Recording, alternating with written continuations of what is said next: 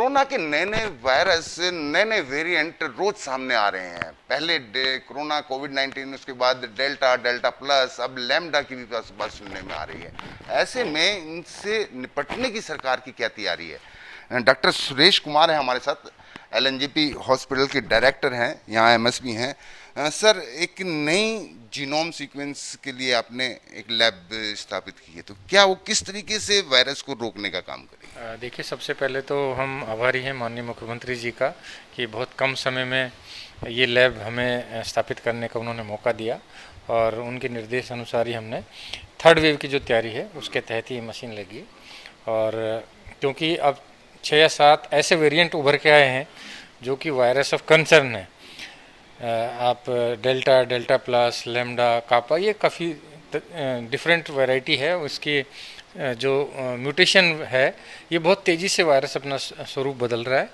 और अभी आपने देखा हुआ है कि अफ्रीका में तो लैम्डा काफ़ी, और इवन पेरू में काफ़ी ज़्यादा फैला हुआ है।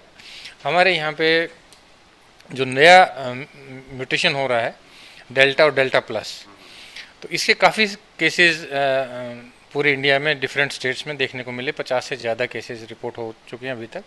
तो वो सब स्टडी करने के लिए कि दिल्ली में कौन सा वेरिएंट है, उसका स्टडी करने के लिए और थर्ड वेव की तैयारी करने के लिए सर्वेलेंस पर्पज से हमने ये मशीन लोकनायक में स्थापित की है।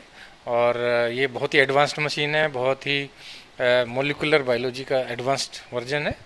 इसमें पहले हम RT-PCR करते हैं, कंफर्म होता है सैंपल से कि इसको कोरोना है, तो उसके बाद उसका RNA निकाला जाता है। RNA निकाल के इस मशीन में प्रोसेस करता है सैंपल। तो ये एक लंबी प्रक्रिया है और इसमें 3 से 5 दिन लगते हैं टेस्ट को प्रोसेस। इससे पहले जिस तरीके से इस तरीके के टेस्ट या इस तरीके की लैब दिल्ली सरकार के पास नहीं थी, तो दिल्ली सरकार की ये पहली लैब है, फर्स्ट लैब लोकनायक में लगी दिल्ली सरकार की। पहले जो लैब थी वो NCDC थी और NIV Pune, national institute of virology Pune.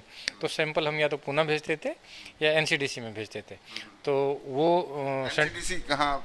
Delhi में ही है, दिल्ली में है। हाँ, तो पहले हमारे यहाँ पे UK स्ट्रेन के 130 से ज़्यादा पेशेंट यहाँ एयरपोर्ट से यहाँ एडमिट थे। तो हम सारे सैंपल जो UK स्ट्रेन और ब्राज़ील स्ट्रेन का हमारा यह सेंटर दिल्ली सरकार ने बनाया हुआ था, तो हम मार्च महीने में, फरवरी मार्च में काफ़ी हमें जो केसेस आए उनके सैंपल हमने सब आसान शब्दों में डॉक्टर सुरेश अगर थोड़ा सा समझाएं कि किस तरीके से ये, जैसे पहले वायरस आ गया तो उसकी समय से जांच हो जाएगी, समय से उसको रोकने की, आसान शब्दों में दर्शकों को समझा। हाँ, देखिए, आसान शब्द, सिंपल भाषा में कहें तो जो वायरस है उसका कौन सा स्वरूप, कौन सा जो है म्यूटेंट वैरायटी दिल्ली में होगा, उसका हम पता लगा सकते हैं कि वो वायरस, एक तो ये कि सिंपल वायरस है, पुराना वायरस है, तो वो जो वायरस होता है वो वैक्सीन से, उससे हम आराम से बच सकते हैं। पर कुछ स्ट्रेन वायरस का ऐसा है म्यूटेशन का जिसमें वैक्सीन के बाद भी एंटीबॉडी नहीं बनती हैं, और वो यदि इस वायरस से, जैसे कि मैंने बताया डेल्टा प्लस से या लैम्डा से या आपके जो दूसरे वर्जन हैं वायरस के, यदि वो आते हैं तो वो इम्यूनिटी को नष्ट करते हैं। तो उसके लिए बहुत ज़रूरी होता है ये पता लगाना कि वायरस जो है कौन सा है, ये बहुत महत्वपूर्ण है। तो यानी कि ये मशीन जो लग रही है अब तीसरी वेव को रोकने के लिए, अगर मैं सही कह रहा हूँ, तीसरी वेव को रोकने के लिए बहुत जरूरी भी है और बहुत ही कामयाब मशीन है।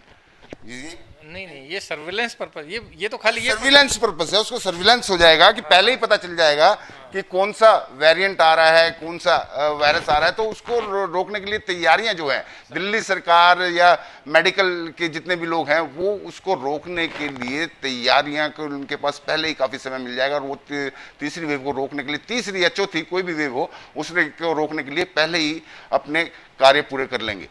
कैमरामैन धीरेश ठाकुर के साथ विनय सिंह, न्यूज़ 24 दिल्ली।